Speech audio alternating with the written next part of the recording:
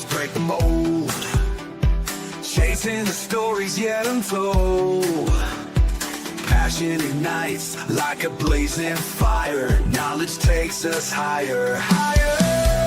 Out of the box where the wild ones play. We see the game in a whole new way. Living loud, hearts in motion. Sports with soul, pure devotion. The field's alive with endless dreams. We're more than stats, we're the in-between. A slam dunk thought. Hey, what's up, everybody? Welcome to another episode of the Sully Squad. It's been a few weeks, but a lot of stuff has happened. We had the Phillies Philadelphia Phillies had a crappy home week, a 2-4 home week, but last week they bounced back and won 4 out of 6 on the West Coast. We'll get a little bit of Phillies talk a little bit later. Lineup still blows though, so that's a concern. Sixers hire a new president of basketball operations. We'll see what happens. Was it Mark Gansey? Yeah, there you Yes. go. Yeah, Gansey. I know I kept wanting to call him Gatsby, like the Great Gatsby, but yeah, Mark Gansby. He was with Cleveland the last 14, 15 years. He's been working in conjunction with their general manager. And one of the things he's been known for is finding talent on the margins. Like he gets a lot of props for finding what was his name? Dean. God, I'm drawing a blank. Dean Cain? No, not Dean Cain. What the hell was the guy? That was Superman. Yeah, whatever. I'll look it up. But there were a few guys. I was right on the tip of my tongue. But he's found some nice players on the margins, and that's kind of what the Sixers need. So we'll get a little bit into that. NBA Finals is set. San Antonio beat Oklahoma City. The Knicks swept Cleveland, so we'll do a little finals preview. NHL Finals is going on. Tons of ex-Flyers. As per usual, I feel like. And then, of course, probably the biggest news, and not exactly a surprise, but A.J. Brown traded today to New England for a 2027 fifth-round pick and a 2028 first-round pick. So, I think that's probably the top news. So we'll get into that, and then of course the Rams getting Myles Garrett. I mean, you talk about a team that's really, really going for it. It's the Los Angeles Rams. So got a lot to get into. I got the usual cast. I got Jeff right next to me. What's up, Jeff? How you doing? Hanging in there. I think we got fleeced. I think we could have gotten more for AJ from the Patriots. We probably could have gotten Brian Thomas along with that. Well, I mean, hey, we'll see. I mean, at this point, it is what it is. I got right next to Jeff. I got Sean. What's up, Sean? How you doing, bro? What's up, fellas? Sean. And then right next to Sean, I got the Mr. 6 for 6, the Hammer, Diego Bianchi. What's up, Diego? How you doing, bro? What's up, guys? How you doing? Sean. There we go. Dude, I'll tell you what. I'm glad this A.J. Brown shit's over, man. I was tired of hearing about the shit on the radio. I mean, was he a great player here? Yeah, he had. We got to 2 Super Bowls, won. He put up good numbers here, and is the offense going to miss him? Yeah, I mean, anytime you lose a talent like A.J. Brown, you would think you're going to miss him in some ways. But the way he derailed the season last year with never shutting the fuck up. I mean, the team was 4-0, and I get his frustration because the offense did look like shit. But it just seemed like he didn't want to be here, and I got to applaud. Like Jeff, you said you thought we could have got more. To be honest with you, I think Howie did good with what he got. I mean, because there was no other suitors, and you got to. I mean, basically, it was kind of New England or bust, and he still got a first round pick. So I'm okay with it. I'd be curious if I know the Eagles we're in talks to try and get Garrett. I'm curious if we could have threw in Smith. What do you call it? What's his name? Neil Smith? Nolan Smith? Or Nolan Smith, excuse me. Nolan Smith and A.J. Brown, and possibly did the trade for Myles Garrett. Yeah, but think about it. Think about that line. Think about that whole defensive line. How many yards do you think people would really get if you had him on the line? But looking at it, but if you look at it from Cleveland's perspective, Cleveland gets Jared Verse, who, like, around the league, he's only 25 years old. A lot of people think he's worth an equivalent of 2 first-round picks. He's a 25-year-old defensive end with a lot of potential. Then they get a first-round pick in 27. They get a second-round pick in 28 and a third-round pick, I think, in 29. So, I mean, I hear what you're saying from an Eagles perspective, and also if you're Cleveland, like, you got A.J. Brown basically has done everything but move, like, but put on a freaking Cheers jacket. You know what I mean? Like, it's pretty much known that he wants to go to Boston. So, I mean, you really think he's gonna? If you tried to trade him to Cleveland, do you think if he was unhappy here, how do you think he would be up over there? You know what I mean? Does he have to accept the trade? Because I don't give a shit. He's like a trophy wife, beautiful, but you can't stand the hell out of her. Yeah, but what I'm saying, I know The Eagles got the most they were going to get for AJ Brown. You think it was the most? I just Yeah, that was the most. They're lucky to get a first. That's why the first is 2028. You know, if he was such a high demand player, that wouldn't have been a 2028 first.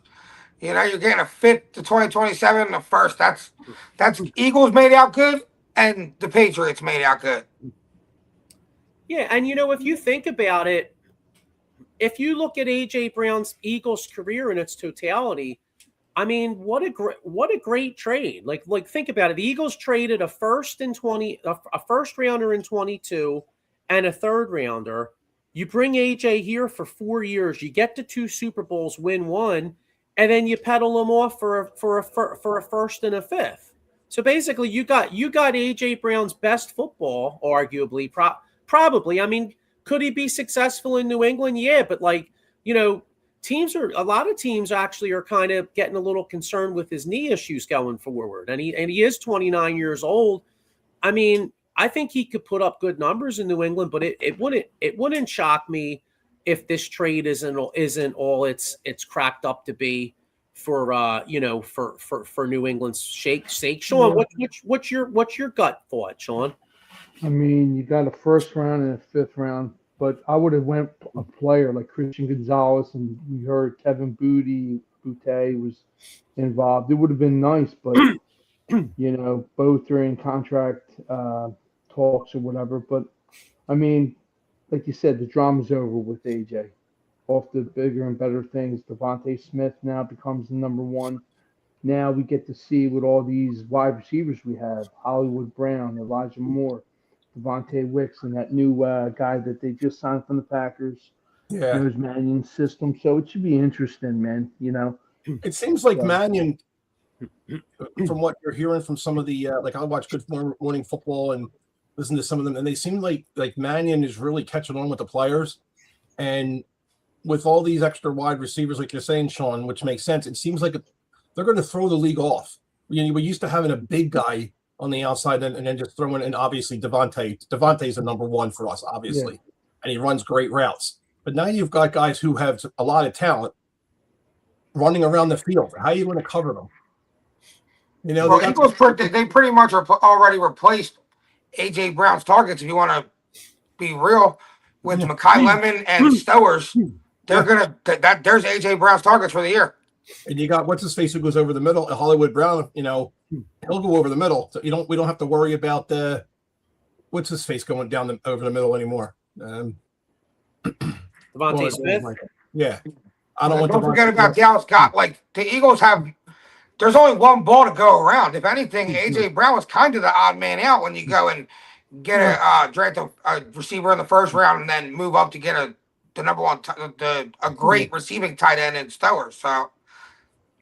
Yeah, don't sleep on him. He's going to be. I think he's going to be more high octane than Dallas Goddard. Dallas Goddard's going to bring him under his wing, show him how to block, because that was his kind of niche that he didn't really block. But when you get a good group of guys that know how to block, especially like the organization, the Eagles, sky's the limit. I mean, just like all four of us said, I think we're going to see a high-powered offense. We can't forget the running backs too. You have Will Shipley, Saquon Barkley. I think you're going to see Tank Bigsby get his due, and don't forget, hopefully, he doesn't get injured. I really like him, Damian Pierce. I like that term of a 1-year contract, but what do I know? I'm just a fan. Yeah, and ironically, you guys mentioned the tight end Stowers. Mm-hmm. I know obviously he's a tight end and not a receiver, but ironically, Daniel Jeremiah, when he was talking about Stowers, he said that he was saying that Stowers kind of reminded him of an A.J. Brown type. And he's got soft hands, is what they said. Yeah, and I thought that was really ironic because you got the kid Lemon who was a lot of a slot receiver in college, and he brings a different dimension to the team. And then you got Wicks and Brown are different type. They're all different receivers than A.J. Brown, but you could, because the Rams did this a lot. Mannion is kind of like on the Sean McVay tree. I could see the Eagles, replacing some of the big targets that A.J. Brown gets with like a two tight, with Goddard and Stowers like split out, and maybe a different type of an offense. You know what I mean? Yeah. No, I'm interested to see do something from his injury. Johnny Wilson, guys. Kid's a big body. When he was playing, he was doing well, but then that knee injury kind of derailed him. But I'm interested to see what he. A lot of competition now, though. Yeah. Oh yeah, but that's what you want, though, Diego. You know what I mean? You got a lot of camp bodies. Which is good because you see who strives and who doesn't. Yeah, I mean, think about it. It's going to be hard for some of the Eagles are going to cut a couple decent receivers if you think about it, because you had the kid that impressed in camp last year that they liked. He even got some playing time in the playoffs. I think Cooper. He plays. Cooper. There you go. Cooper he's here to stay. Quez Watkins is gone. Yeah, I don't know why they got gone. But he's here. I think Darius Cooper stays though, Joe. In preseason games. Yeah, but I mean, just think about it though. I think they'll probably cut one of either Hollywood Brown or Elijah Moore. Definitely. Yeah, I mean, those names are all, suspect. Yeah, anybody can get cut. I think we all can agree. Sure. Yeah, like Hollywood Brown, I think got more guaranteed money than Elijah Moore, but to Diego's point though, that doesn't mean Hollywood Brown's definite for the team. I mean, you figure Devontae Smith, if you look at just what they paid, Devontae Smith and Wicks obviously are on the team. And of course the first round pick Lemon. So that's so they're the guaranteed three. Now it seems like they like the kid Cooper from last year. Yeah. Unless he really fucks up, he's a 4, right? But then you got Hollywood Brown, like you said, you have Elijah Moore, you got this guy from Green Bay they just signed. Can they stash any of these guys on the practice squad, or the ones that have already had their tenure? Are they not able to go to practice squad? No, I think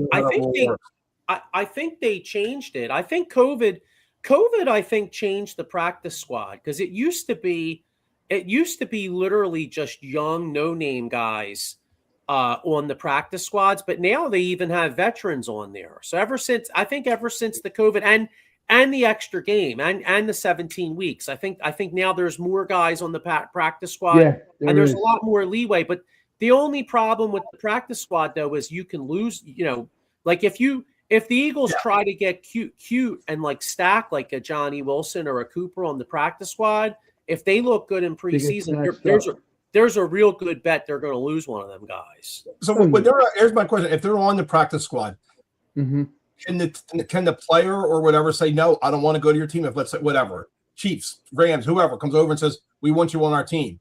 But maybe they have they have a whatever going on with the Like Eagles. an ultimatum, like you get cut or, get released. Can That's he a good stay with the question. team? Can he stay with the Eagles and say, no, I don't want to go? Or do they have to go? Kind of like minor league in baseball. Somebody comes over and they sign you off of somebody's minor league squad. It's guaranteed once you're on there. Can you say, no, I don't want to go from the practice squad? Or do you Why have to would go? you though? Yeah, I was gonna say. Your money goes way up once you go onto the regular team. So why would you? I'm just curious if you had, let's say Hollywood Brown doesn't want to go to a team like the Browns. They're going to go nowhere, but he wants to stay with the Eagles because maybe he'll get called up and possibly get into the playoffs and go to the Super Bowl. So that's that kind of an idea. I'm just thinking, can they do that? I understand money. Sometimes money talks, but you got some players that have enough money. They just want the ring. Yeah, I mean, Some out there, not many. But some. maybe in theory, but I mean, even me being from this era, even being a diehard Eagles fan, like if I listen, I mean, this is sacrilegious to say, but I'm going to keep it real. I mean, if I was a professional athlete and I was on the Eagles practice squad, and even as a guy that grew up in this area that loves the Eagles and a diehard fan, if I'm on the practice squad, and even as much as I hate the Dallas Cowboys, if Jerry Jones is offering cold hard American cash for me to be on the active roster and play, I'm going there. I hate to say it. I'm telling my family, hey, I'm really sorry, but I'm playing for Jerry Jones. Yeah, me too. I understand the money aspect 100%. And just the opportunity to be on an active roster. True. You never know. You go out there on special teams, you make a dude fumble. Next thing you know, you do. You know what I'm saying? Like how careers get made. Like you always got to take the opportunity that's available ahead of you. Yeah, that's true. Especially in the NFL, they forget about you quick in the NFL. That's true. No, that is true.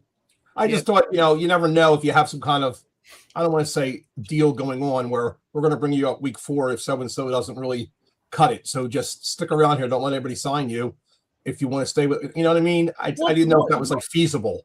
Well, teams actually do that with veteran players like weeks 1 and 2. So to your point, that has happened before because sometimes, especially with veterans, because if I forget what the rule is, but sometimes you won't see a team sign like an old school veteran until after week 1, because then it's not guaranteed. Like if you're Jalen Reagor, like right now, Jalen Reagor, he's been around, nobody signed him, so he's sitting out there. It's on somebody's practice squad, but he doesn't want to go back to a team he's been on because he hates the environment. If he says no, he's just going to wait it out. Maybe he has a deal with somebody else working, like you say, after week 1 or 2. He's a veteran. He's around. Here's how it works. An NFL player's squad can refuse to sign with another team. They're essentially free agents and cannot be forcible traded or claimed. Signing or claim, another team can simply claim them, take the practice squad player away to acquire a player from another team's practice squad. The team's interest must offer them a contract to join the 50-man roster. Okay. It's the player's choice, basically. Okay, that explains it. That's good. I was just curious on that. I've never heard of anybody saying no, they don't want to go because obviously, like you said, you go on a team, all of a sudden you come out being like not Josh Sweat. What's the dude? Who's our guy on the edge? Daleks Hurt or Hunt. I mean, he comes out of nowhere and look what he's doing. Mm-hmm. You just never know. But you might have a wily, guy who's been around for a long time and he wants to get a ring. He's got enough money. I'm just curious on how that worked. Well, that's actually how we got Al Harris back in the day. Al Harris was on Tampa Bay, had that great defense with like Warren Sapp and Rondé Barber and all them guys, and this was like the late 90s. And the Eagles plucked Al Harris from their practice squad, brought him to the 53. And Al Harris wound up having a hell of a career. You know what I mean? That we got Al Harris from that, and that's one thing. Like I could see, with the Eagles with all these wide receivers, that's the one thing with football. I mean, it's hard. That's why there's so much parity in this league because it's hard to keep your depth. I mean, if you go 4 or 5 deep and then you have a couple guys that are good young talents. you're going to lose those guys, and they're going to go to another team for money. If you look at the roster right now, you're thinking, God damn, the Eagles are stacked. They can't keep all those players. They got to get rid of some. It's funny. The Browns wanted Jalen Carter, but we didn't want to part with him. Yeah, I think I sent that to you, Joe.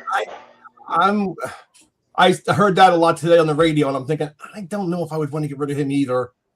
But they're going to sign for a ton. I think you said that what's his face is a lot older. Myles Garrett. I mean, he's a great player. I'd love to have him, but Jalen Carter going for Garrett, I don't know if I can, swallow that.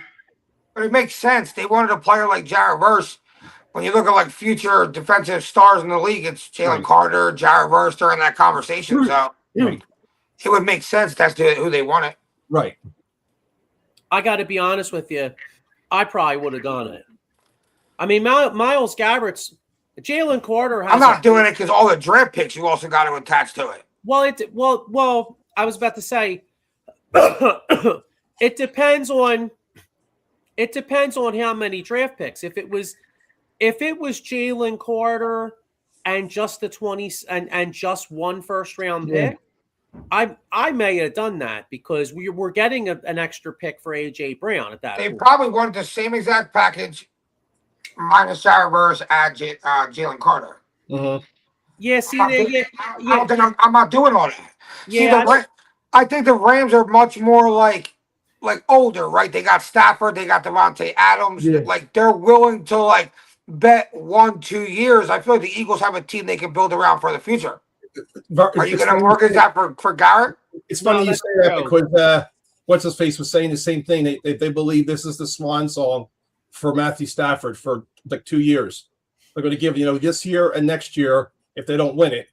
Mm-hmm. Yeah, I mean we're about to give if Jalen Hurts has a good year, we're going to give him an extension. Yeah, you know what I'm saying?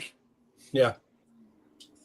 No, I don't know. I don't think I would have done the same exact trade with Jalen Carter at it. Same picks. No, I'm with you. I wouldn't have done the same exact trade. I'm just saying if Jalen Carter was more valuable than say Verse, if it was say Jalen Carter and one first round pick. Yeah, then maybe I'd consider it. You know what I mean? Or like a third or something. I may have done that only because with next year's first pick. Isn't next year supposed to be quarterback heavy draft? They have Sanders and they have Watson.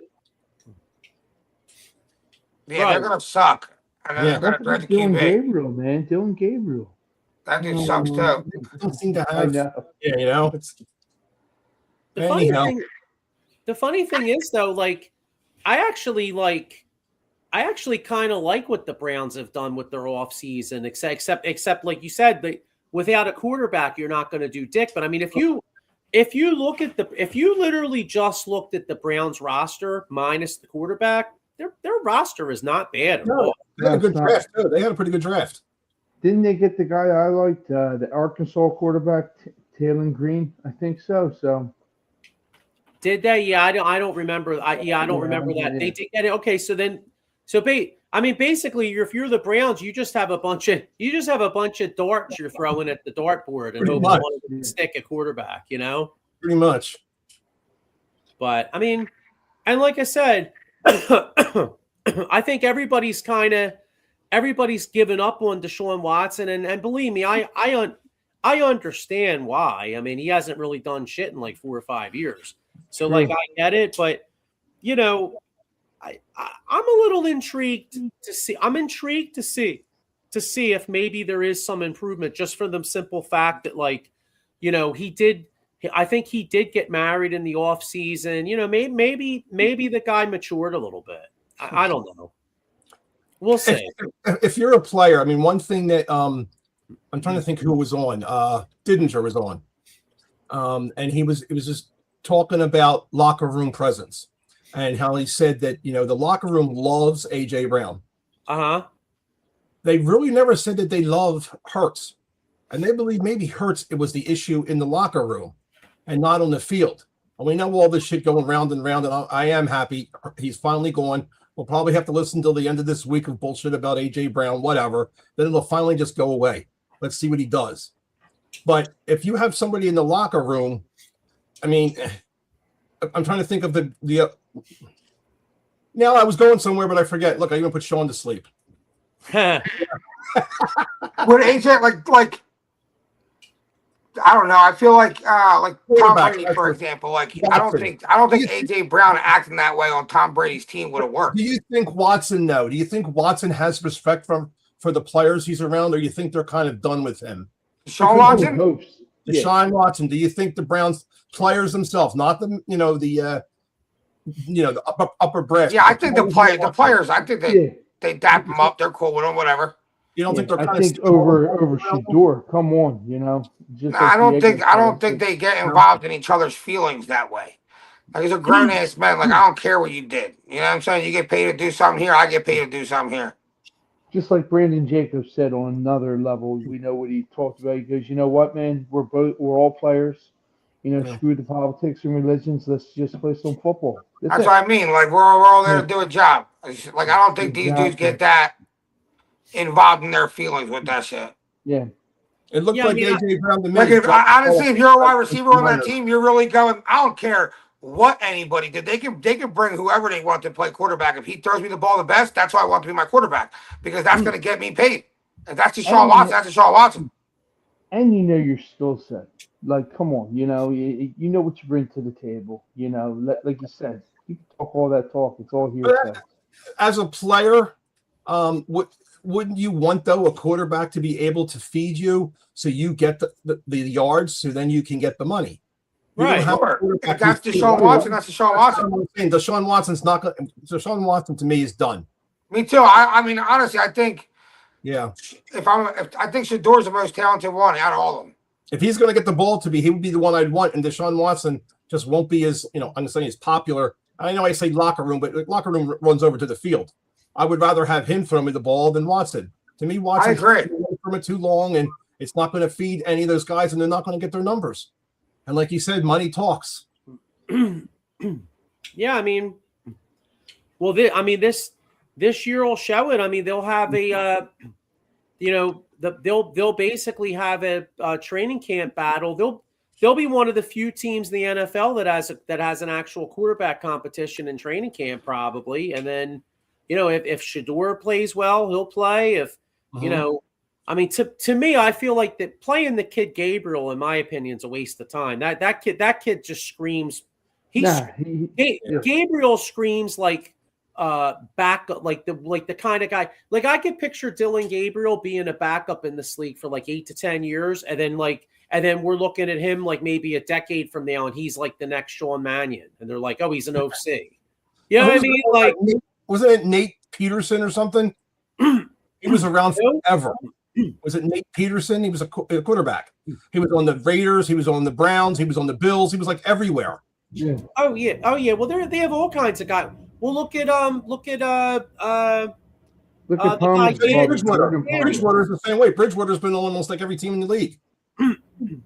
Yeah. What was it? Chase Daniels, the guy that we signed years ago.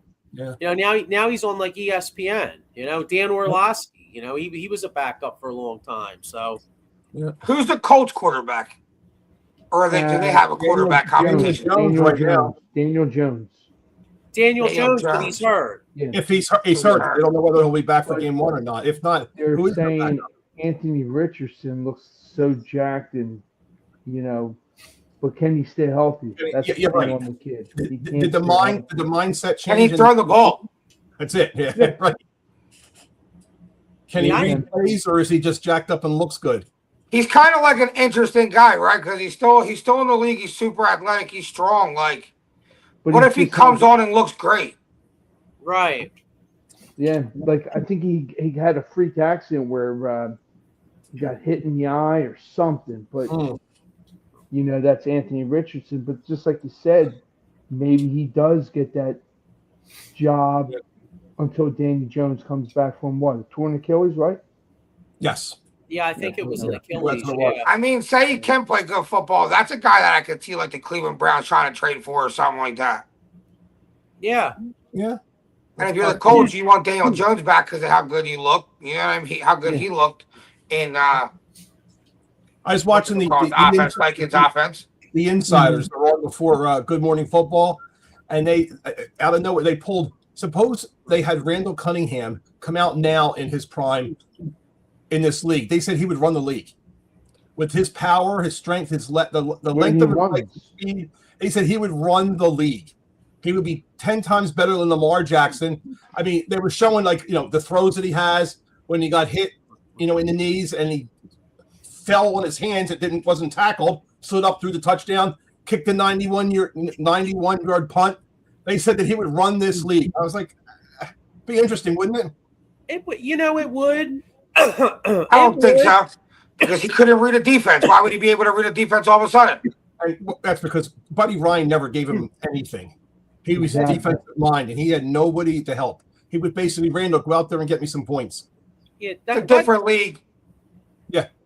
I was going to say, that's what I was going to, like, I mean, growing up, I mean, Randall, that team was like my favorite team ever. I mean, I loved watching Randall play, but the only thing is, like, and I'm a Randall guy, don't get me wrong, but I think some of the Randall shit is a little revisionist history. You know what I mean? Because, like, I remember, for as good as Randall was and highlights and shit like that, like, I remember sitting through that Rams playoff game where he couldn't do dick. I mean, the Rams like dropped like 9 guys and played soft zone coverages, and Randall didn't know where to throw the fucking ball. Yeah, like you said, like Jeff, like you said, and Sean, like, a lot of that was coaching. So yeah, I'll give it that. But then, like, the other thing I feel like we got to keep in perspective is, like, the league is, like, Randall looked great back then, and Randall was a great athlete, but Randall was like the only one. Like, this league is full of great athletes now. Oh, absolutely. And so, for as good an athlete as Randall is Randall a better athlete than Lamar Jackson? I don't think so. You know what I mean? Is he a better,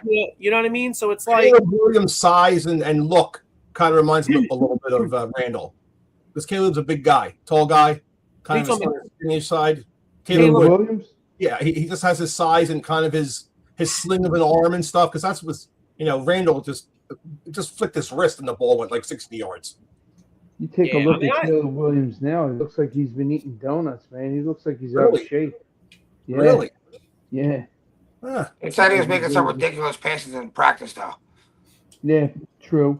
I mean, once you get started on OTAs, I think we all can agree you're going to burn that weight off. Yeah, he'll get right back in shape. I'll tell you, I could be dead. I could be literally dead wrong with this take, but I feel like that Bear. If you look at that division is really tough. I feel like that Bears team is going to be a team. You have teams that slide up and teams that slide down. I think that Bears team is going to take a slide back this year. I think back too. Only because, not that they're not a good team, Diego, but the fact that their schedule's much harder, their division's harder, and they were pulling games out their ass last year. A lot of those games. You know what I'm saying? I'm not saying they're going to be bad. I'm just saying I could see a scenario where the Bears are actually maybe even a little bit of a better team, but they're only like 10-7 just because of the schedule. You know what I mean? Like the different. Detroit better this year? Yeah, because I think. What's that? I don't think Detroit's better. You think Detroit's better this year? No. I'd say yes. You think so? Yeah, I think they had a shitty ass offensive line last year. I think last year they looked like they really took a lot of steps back. The allure that the whole league had with Detroit went backwards last year. I don't know if maybe Campbell can get them back to where they were, but they just rotten last year. I just feel like as long as you got guys like Jahmyr Gibbs and Amon-Ra St. Brown in your team, you can and Jameson Williams, you can find a way to win games on offense. If their defense is good, and Jared Goff is still as good as Jared Goff can be, they'll win games. Well, and listen, I am trying. I'm not a Kyler Murray fan. I'll be the first to admit. Nah, I think Minnesota's going to suck regardless. Well, no. See, I kind of disagree with, like, what I'm thinking is that coach, Minnesota's got a good coach. That guy's an offensive mind. So it wouldn't, and they have a pretty good defense too. Like, it wouldn't shock me if they found a way where Minnesota's more competitive than people think. You know what I mean? Just because that coach is so good, and Kyler Murray does have some talent. I gotta give like a shout out kudos to Justin Jefferson. He didn't become one of those prima donna pricks like most of these wide receivers. He took it in stride. He knew he had nothing there. He didn't open his mouth. He did what he had to do and played. And I give him a lot for that because, that, for the great athlete he is, he didn't touch the ball much at all, and he knew the team sucked. But he just sucked it in, and we'll get him next year. You don't see many players like that around. Yeah, Mike Paprick Jr. says the Eagles should have gotten more for Brown since the Broncos gave up first and thirds for a while. Yeah, the only problem is though, Mike, it's hard to get more. It's hard to get more when everybody knows where you're going. You know what I mean? Eddie Prather says he says Pacheco's a better running back than Montgomery. Nah, I don't agree with that. I like Disagree. Nah, I think Montgomery. I would take Montgomery any day of the week over Pacheco. Agreed. So, and then Eddie Prather, I missed this one. Eddie Prather said, tougher schedule. The Bears lucked out for 5 of those wins. I feel like Caleb Williams is the kind of quarterback that makes those wins happen. I don't feel like they lucked out. Like he's an explosive quarterback. He gets down the field quick. He plays better when his back's against the wall. Like, that's why they got those close wins. If he got better, then I think the Bears got better. Yeah, listen, I'm with you because a lot of times, most of these games are pretty evenly matched, and a lot of times it comes down to did your quarterback make the big play at the end, and Caleb Williams was making that. So no, you're right in those respects. I just feel like they had some fluke shit happen though too. I was going to say today I was hoping. I know she's not working anymore. But I would have liked Diana Rossini be the one to announce the trade. To the She probably was celebrating in the hot tub with Vrabel. Yeah. They're like, oh, finally, baby, finally, I know. So, but yeah, interesting. It's so interesting. So this is finally done. We'll have training camp will be in about a month and a half. So, there'll be a lot more football to talk. But anyway, I guess the other big piece of news that happened this past week was kind of like the old Friday night dump. We found out that the Sixers hired, what was it? Mike Gansby, correct? Gansey. Oh, Gansey. I don't think there's a B. Gansey. That's it. Gansey. Yeah, Gamsby. Don't know nothing about him, so can't really judge him, Yeah. Now, so I'm a little intrigued in just the fact that, he was getting a lot of props for the guy. You know what? The guy's name was Dean Wade. The Cavaliers got that guy, Dean Wade. He got it. So he gets credit for him. He also was getting credit for Jordan. What was it? Jordan Tyson, I think that they had. Yeah, but like when it came down to it in the playoff minutes against the Knicks, Tyson didn't play. They couldn't put him in the game. Right. And then another guy, Keon Ellis, he helped find. He was getting some props for finding guys on the margins. Like Maury found some guys. And the guys that he got from the draft, he traded them all the way to other teams, like McCain, like Isaiah Joe, like all these other guys he got rid of. Charlemagne. I was trying to think of that guy yet. Charlemagne. We had 22 points the other night. You know what? Charlemagne's the worst one. He's exactly what we fucking need on this. Yeah, exactly what we need. Literally to a T, exactly what we mean. It's Champagne or something. It's not Charlemagne. Yeah.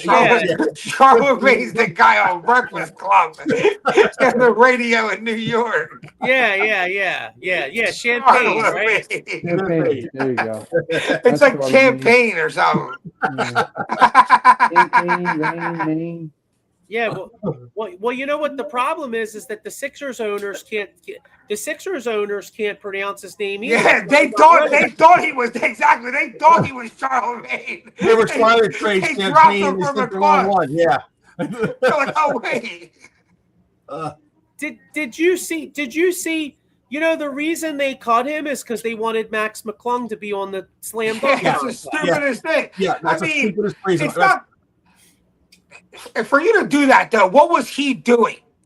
You know, like, did he just come on because so much attention on Wemby and fucking Castle and Fox and like Vassell? Like, the Spurs are stacked. So, Yeah, like, what attention did this guy really get? He just stand there and knock down threes? Because Yeah. we didn't hear about him until he started playing with the Spurs. Because the other guys were playing around them, playing well. So he's the guy, okay, we can leave him go a little bit. And he went And off. look, same with Isaiah Joe. Like, Isaiah Joe was an all right, decent player. But, like, you put him with Shea and then guys on OKC, and he looks a little better making wide open threes. They're threes he wasn't getting here. They're shots he wasn't getting here. Yep. Yeah, but I mean, I hear you. Like, obviously, the Spurs are better than the Sixers. Let's keep it real. But to your point, though, I mean, motherfuckers were getting wide open 3-pointers playing with the Sixers too. Because For sure. Oh, yeah, that's true. You know what I'm saying? Yeah, but them guys have too much invested. You know what I'm saying? Like, you pay Oubre a decent amount of money. You pay VJ. So when it came down to making these little decisions throughout the year, it probably made sense. Like, all right, we'll just get McClung so he can be in a dunk contest because this fucking dude doesn't play anyway. And he stinks.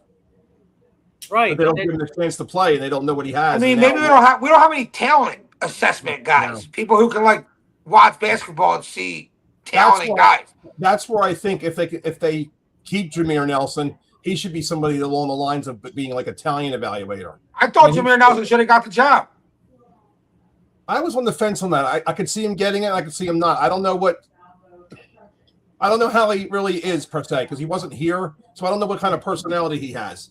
I just feel like from watching him play basketball, he was a great point guard at St. Joe's, which means he understands the game of basketball and what the fuck has to be put on the floor. So that's why I wanted Jameer Nelson. I don't know anything about Mike Gansey. You know, like, we just had Daryl Morey who didn't know shit about basketball, and he fucking showed that most of the time. Yeah. You know what I mean? Yeah, I mean, so there is not the big guy. Wemby. What's that? Wemby. No. On our Chet Holmgren. On the in the office, Elton Brand. Is he still there? Yeah, he's still there. I don't. Supposedly he makes a lot of these decisions too for the team. I don't think he's a great talent evaluator. I think it's hard to get talent when all your money is in three players. Well, yes. You know, like, we can talk about getting talent on the team, but, like, you how much more talent can we add to the team? It's like you get a stud one, and then you happen to get somebody who's a complement. You had Embiid until he gets hurt, and then you had Maxey, so you had somebody upcoming. And the rest of your team, you fill around with players that are up and coming that can fill the role. I mean, is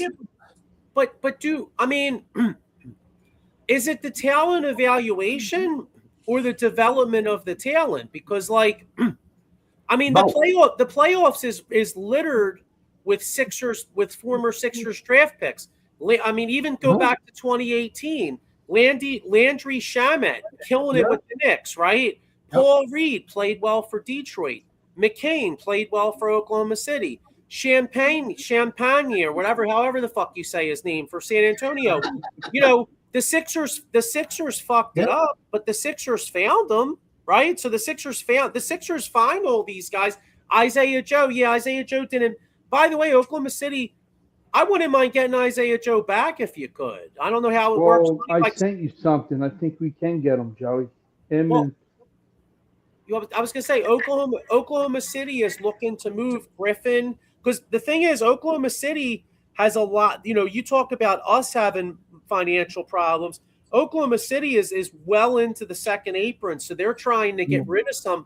They have to get rid of some of these guys for, like, future assets and stuff. Like, now the Sixers don't have any money either, but maybe there's some way where you could work out, like, a three-way trade, and Oklahoma City gets, like, future second-round picks or something, clears cap space, and, like, maybe you sign and trade, like, an Oubre to somebody or, like, a Grimes to somebody, but you replace them with, like, the Griffin or the Isaiah Joe. You know what I'm saying? Like, and then maybe you can sign this Dean Wade guy to come in and pop you some threes here and there as, like, a 6'9" power forward center. You know, like, because the only way this team's going to get any better is if you get better on the margins, you know? Definitely.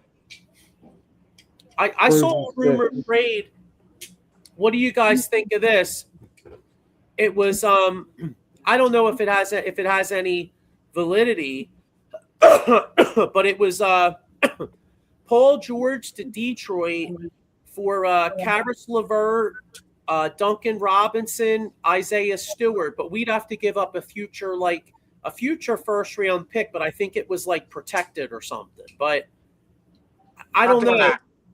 You wouldn't do that. Nah. I'm not thinking that all these guys and then Because like I don't really feel like all right, if you're gonna, what does that do for you? You're gonna like, what's them guys' contracts like? Are you stuck with them players for the next 2 years? I don't feel like that makes you any better or worse. I'd rather have Paul George. Well, they're all signed. I think the thing that helps you is Isaiah Stewart helps because he rebounds, plays defense, and he can play like a small ball 5 or next to Embiid, helping you on the rebounds. You know, I think he makes like $15 million a year. He signed through 2028. That dude's a nutcase. He wants to fucking fight people. Yeah, but well, maybe we could use that though. I mean, we kind of are soft. we need Draymond Green. So, You know, and Duncan Robinson can pop you some threes, and then LeVert could give you instant offense off the bench, kind of. Well, actually, he might start there, but like, I mean, I don't necessarily know if I love it, but you know, one of our problems was a lack of depth. I mean, at least you'd be getting 3 guys that are going to play most of the nights. You know, like that's true. I mean, Paul George would have played most of the nights though. If he didn't fucking do ketamine, but he would have played most of the nights this year. Yeah, but I know, but he's also 36 years old, so maybe he only was able to play because he was doing the ketamine. Yeah, that's true. Yeah, what's going to happen to his ass if he don't fucking take some shit? Yeah, but he had a couple of really good games in the playoffs. Yeah, well, you know it is. He would start off good. His first quarter, he'd be great, and then he's like the old man that goes out. Like it basically, you know what he is? He's got to be the day drinker. You know what I mean? He's the day drinker that drinks all day, but then like 4 o'clock comes, you know, Unc's already napping. You know what I mean? I'll tell you what, that Maxey Embiid 1-2, like the 1-2 game, like the pick, like that really fucking kills an offense a lot. I know they were getting open threes, but it was a lot of like standstill threes. You know, like when the ball's moving around, like the Knicks, like it always just looks like a smoother, nicer shot. You know, when it's open. I don't know. Mm-hmm. The Sixers don't really play They're boring. Modern day basketball. They shoot a lot of threes, but they don't have a lot of good 3-point shooters. And then you're playing mostly a pick and roll game with Maxey. It's like boring predictability is what that is. Yeah, it's kind of easy bit, but I also feel like Nick Nurse doesn't have much of an opportunity because let's be real, that pick and roll, whether it's predictable or not, it's really hard to stop. Yeah. You know, Embiid either gets that jumper from the elbow or he puts it on the floor. And if you don't help one Embiid, Maxey usually gets in the cup. Yeah, run right through. Yep. So like Nick Nurse doesn't have a choice but to. That's why I feel the Sixers are kind of in a shitty situation because they're just going to add players to do the same thing and ask the same thing that they ask the same guys on the court to do. VJ's going to have to get more shots next year. He's going to put up more threes than he already did this year. Do you get off of Oubre? Yeah.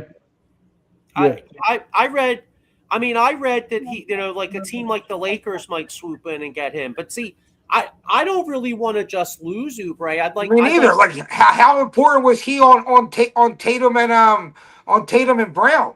Like that gave us a real chance to beat Boston because we had them 2 athletic guys that could match up against their forwards. I'll tell you, you know who I'd love to take a chance on, but I don't know if we like. If we don't keep Grimes and we don't keep Oubre, I think we have enough for a mid-level exemption. I'll tell you, I'd love to take a chance on Jonathan Isaac. Orlando just cut him. I'd love to have Jonathan Isaac here as like a 6'11" stretch 4. Yeah, I don't know. I know he gets hurt though. That's the only thing. But I'd rather have Caitlin Clark. Honestly, with how many wide open threes the Sixers missed last year, Caitlin Clark would have been money. Yep. You don't want Angel Reese? Well, let's hit the Phillies now. We're getting close at 7. Let's hit the Phillies and what they're not hitting because. Well, I just wanted to get, because we were talking about the NBA Finals. I just wanted to get a Finals predictions real quick. I'll tell you what, it's a good Finals. Yep. Yeah. Spurs in 6.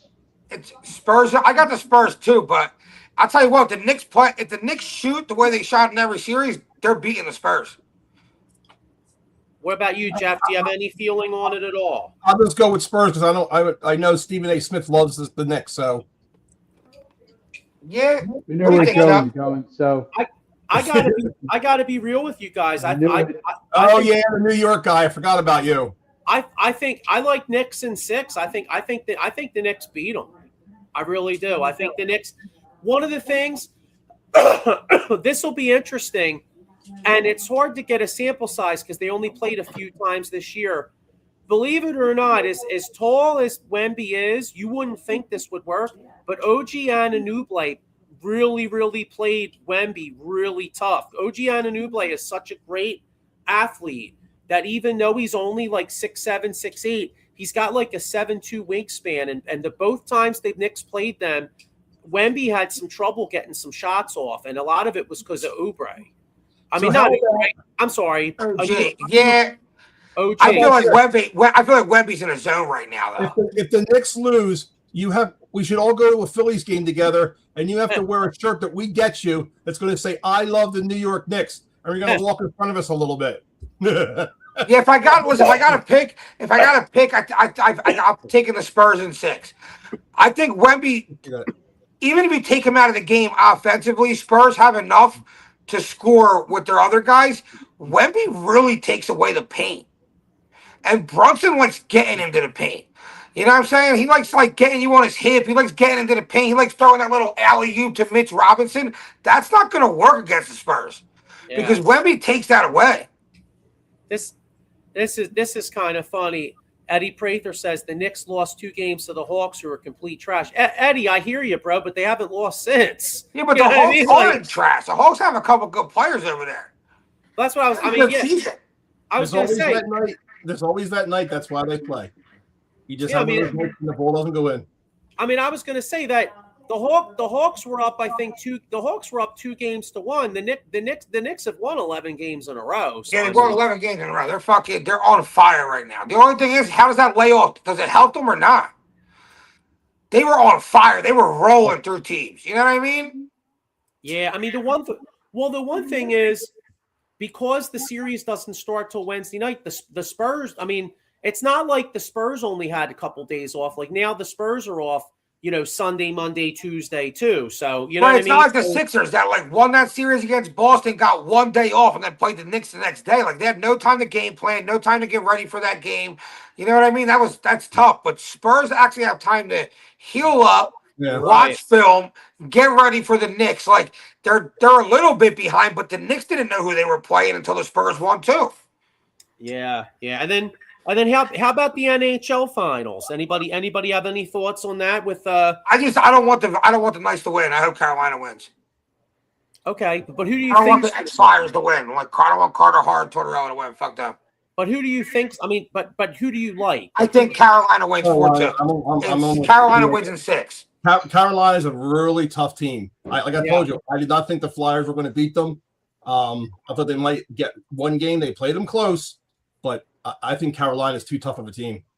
Agreed. Yeah, I think so too. I like Carolina too. I like Carolina in 6 too. So, all right. So let's get like Jeff said, let's get the Phillies here. Pitching. First off, I mean, before we do anything, I mean, Christopher Sanchez is on like a whole other level. I mean, he's doing some fucking really historic shit. You know what's crazy? He's doing historic shit. You would think there's no other pitcher that's also doing historic shit. There's another fucking dude in the league that's doing the same exact thing. Yeah, was it like Mizorowski or something like that? Yeah, he has arguably had arguably a better month than Christopher Sanchez. Yeah. I know, isn't that crazy? Yeah, but I'm still going Sanchez though. I mean, the guy hasn't given up a run in like 5 games or something, or 4 games or whatever it is. I'm happy to see that he came back from that one game where he was kind of oh shit. Yeah, kind of, he only went like 4 or 5 innings, didn't look like he had his stuff. He came right back. And he just has that look like just leave it the hell alone. And he knows what he's doing. He's firing on all cylinders. Yeah, Wheeler too. He's come back strong. He's worked his way up. I'm glad that they did it the way they did. They didn't let him go longer than he should, but he looks good. He looks real good. Yeah, so that's obviously the good. The pitching's been good. Nola's been trash most of the time, although he did pitch good his last time out in San Diego. So that was encouraging. Finally, yeah. Painter still. I know he's a rookie. He's throwing up some meatballs this last game. Just kind of like it looked like Nola with dark hair. Yeah, yesterday was horrible with him. Yeah. I was gonna say he looks like Andy from Toy Story. That kid, fucking crazy, man. And I mean, I'll tell you, for being such a top prospect, I certainly hope he finds a way to turn this fastball around because I can't. I don't know if I can recall a guy throwing 98 miles an hour that's fastball was so fucking hittable. I mean, it seems like that John just goes right down the middle of the plate. It's not moving. That's right there. Yeah, no movement on that shit. They're timing it, and it's not moving. That's hurting him. I don't know whether that's part of the rotator that he got taken care of or whatever. Tommy John, excuse me. Tommy John that he had or what, but the ball's just not moving for him. Yeah. I mean, now the pitching mostly has been the bright side. And, nice win Saturday night. It looked like we might get swept, but, Sosa had a big hit. Yeah. Amundo had a big hit Saturday night, salvaged that game. But, I mean, does Garcia have pictures on like Dombrowski or something? I mean, I know they want to keep giving him a chance because he is elite in right field. He's a really good right fielder. Yeah, but he is defensively, but hitting, wow, fucking horrible. He fucking blows. I mean, the whole fucking team though. They're the worst hitting team in the league. Yeah, I mean, no, you're right. I agree. I mean, is there there's I feel like there's no hope for the Phillies hitting. Like we talked about it coming into the year. They didn't make any big moves, right? Nope. The only chance the Phillies have of winning or making a deep run is by these pitchers to win like every fucking game. 1-0. They got to get to the playoffs on fire. Sanchez got to pitch his way the rest of the year. Wheeler's got to pitch his way the rest of the year. Lazardo's got to fucking have really good outings. You get as much as you can out of Painter and Nola, and you got to steal games in the playoffs. 2-1. Lazardo. I mean, when we signed him to the contract, and he just you definitely need a right-handed bat. You need a lot of bats. Yeah, I know, but you got to get that right-handed bat. You can't have Bohm where he's at. Yeah, Bohm got a hit here and there. I can't take away his defense at third base. He's definitely learned how to play third base, but his bat, he's just not consistent enough. That hurts. Stott is up and down. Marsh, you got in reality for your hitters, you got Marsh, you got Schwarber, and you got Harper. Everybody else, Turner's back to his old self again. He looks horrible. JT, he probably couldn't hit off a tee anymore. I'm disappointed. Obviously his catching is great, but his bat's nowhere either. And like you said, it's going to be tough to come back. The worst part is they're only 2.5 games out of a wild card. So they're basically shooting for the wild card because the Braves are just like shot out of a cannon. So is there any way like maybe they could find a way to get like any type of right-handed bat, like not like necessarily a star, but like maybe like a Walker from Houston or something. I heard something today that like made me almost throw up in my mouth. Wheeler for Trout. No, but that doesn't make any sense. Trout knows he doesn't have long to go. He wants out. Silently wants out. He knew he shouldn't have signed that long contract. He's healthy right now. The Angels are going nowhere. But maybe if you can Wheeler, but I'm just telling you, they traded Wheeler for him now.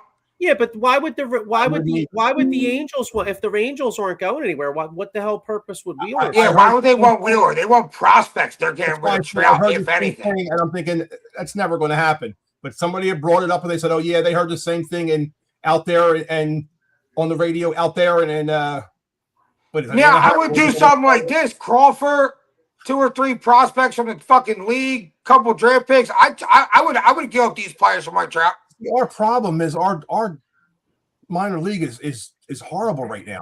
And Aiden Miller, I don't know if he's ever going to play. They were just there's an article in the newspaper today. Yeah, he hasn't done no baseball activities or not, just Nothing. rehab. I mean, how old is he? 21, 19, 21? He's got that much of pain problems. That's not good. And I was really looking forward to him because everything he was doing preseason and everything. Hung him up like a balloon. I know. Yeah, it's a shame. I mean, and then the other thing, like prospect wise, we have issues, but people were saying that the Tigers might listen on Scooble, and the Philly. They mentioned the Phillies, Dodgers. Another fucking pitcher though. Yeah. Who do we have? Who do we have against Scooble? So if you were a GM, hurt. Sean, if you were a GM or Diego, if you're a GM, who would you want from the Phillies, or what would you want as a package from the Phillies for Scooble? Well, no, that's what. Yeah, you can do it. Like you said, his name's been chopped around a lot to the Phillies. It keeps coming up, whether it's just somebody starting. They're starting something. Who? Like Joey said, who can we give? Yeah, you got Reyes, Racone, Ada Miller. I'm just naming names. I know dude. I know we need hitting, and obviously we need somehow we need a right-handed bat. Dude, I give up at this point. I'd give up the whole fucking minor. If I could sign Scooble long term, because Scooble basically would be your Wheeler replacement in 2 years. Absolutely. I mean, you know what I would do? I mean, honestly, at this point, the whole farm system. I would just I would just say fuck it. Like if say Detroit still believes in Andrew Painter. See ya, dude. Andrew Painter. Whoever the fuck it called, a couple other young dudes down there, and then I would take a chance on like some veteran, like maybe like the Mets. If the Mets are out of it, maybe you get like a Luis Robert Jr. Yeah, I would do something like that. Fuck it, as like a right-handed bat, and then I would just go all in, and I would just say, well, you know what? If I do get in the playoffs, even though my lineup's not, even though I don't believe in my lineup, I'll take my chances with Sanchez, Wheeler, Scooble, and Luzardo. That you can't beat me in a series, and that's how. True. Is it Kevin Long, or is it just the players not hitting? The players just suck. I mean, it has to be the players. You're the one going up, not him. Yeah. You know what I'm saying? It's like if I said to Diego, "Look, you need to put your arm up." Exactly. You can only do so much. Yeah. It's them. Like we all can agree, and I think we said it before. Harper's having pretty good, solid hitting, but when he swings that bat, agree or disagree, it looks like a violent hit.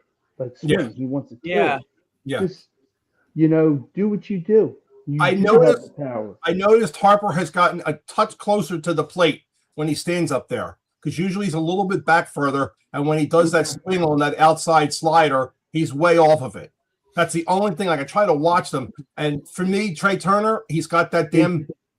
But they changed Turner. I'm sorry to interrupt. They changed Turner's stance a little bit. Where he because he's swinging that one hand thing again, and at that last year when he was using both hands, he was hitting it all over the place. That's the Turner I'm used to, not this one hand wiffle ball bat shit.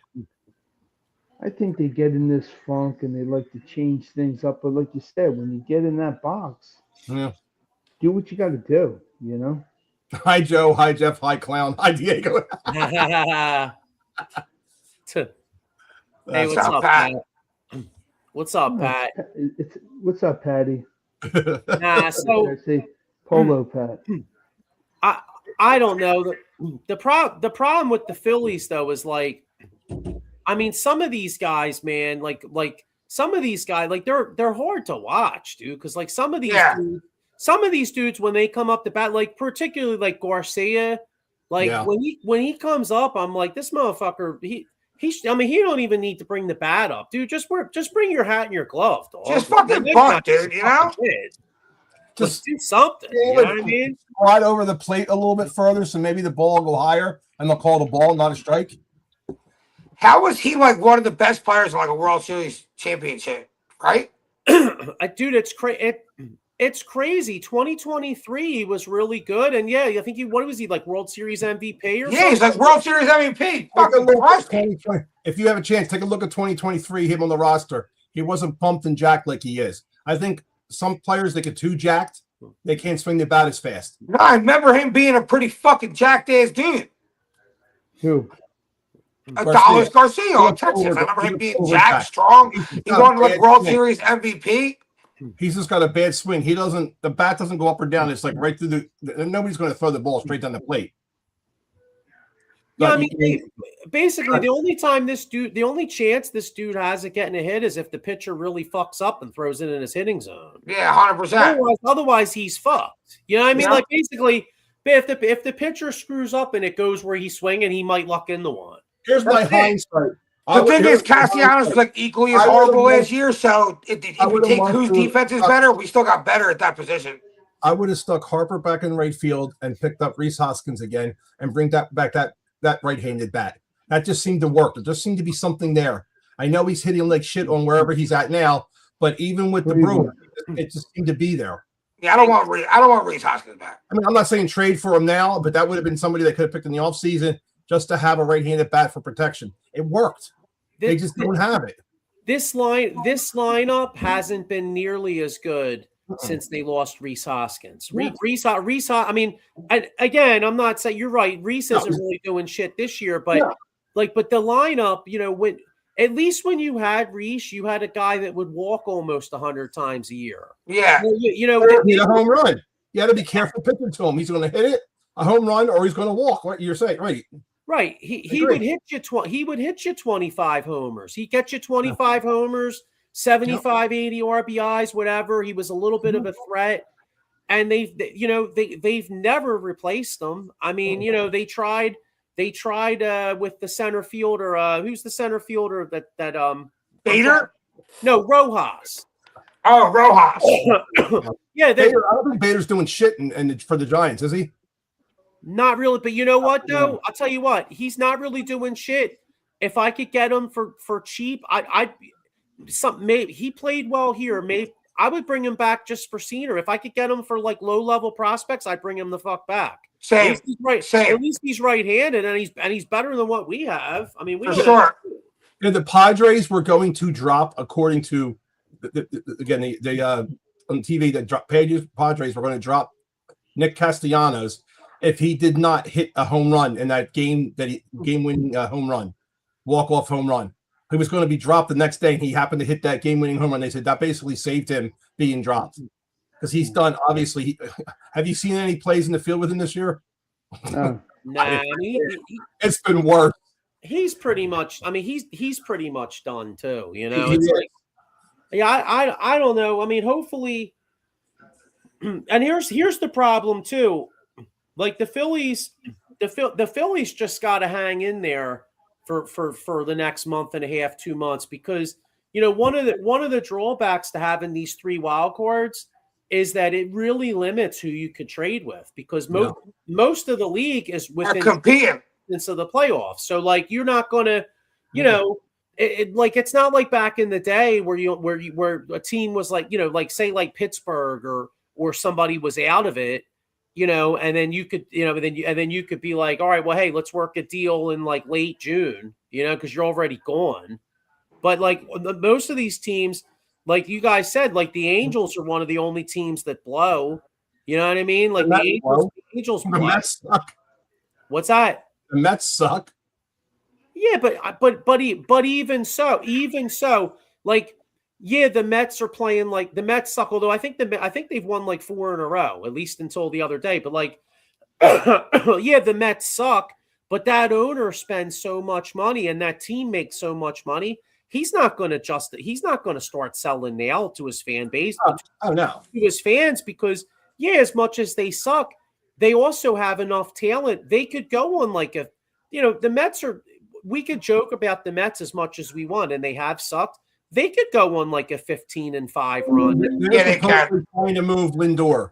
They want Lindor out, and obviously Soto has been hurt off and on. He just hasn't panned out since they got him. But Lindor is the guy they want out. They say he's just not performing the way they want him to, and he's making too much money.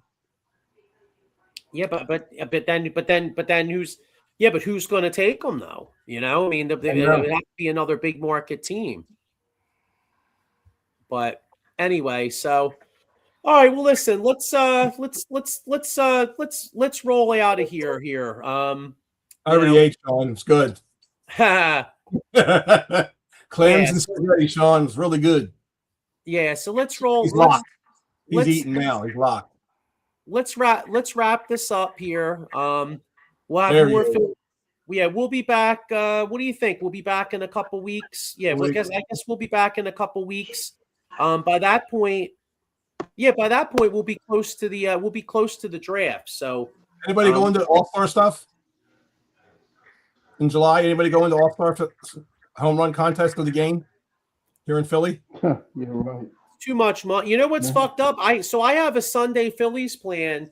I wanted to try. I had access to try to get it. I couldn't get it, dude. It's so much money. Holy shit! You see how much those shit's going for? It's crazy. I haven't. Well, it's why you trade tickets to somebody for a Miami Dolphins game for the All-Star game. Yeah, I know, right? Hey, yeah. Don't throw in whatever team he wants to give you tickets for. He has every goddamn ticket. 2 Browns. Is he one of those guys that goes like this and opens up the code? What do you want? What game do you want? Yeah. He's the guy from the Married with Children. There you go. There you go. Yeah. So, all right. Well, listen, guys. Go Phillies. Go Phils, and we'll be back in a couple weeks, and we'll see you. That's good.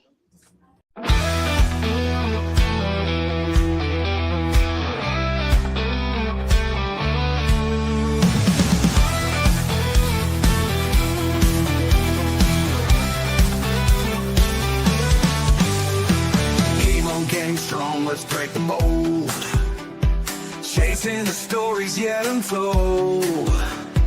Passion ignites like a blazing fire. Knowledge takes us higher, higher. Out of the box where the wild ones play. We see the game in a whole new way. Living loud, hearts in motion. Sports with soul, pure devotion. The field's alive with endless dreams. We're more than stats, we're the in-between. A slam dunk.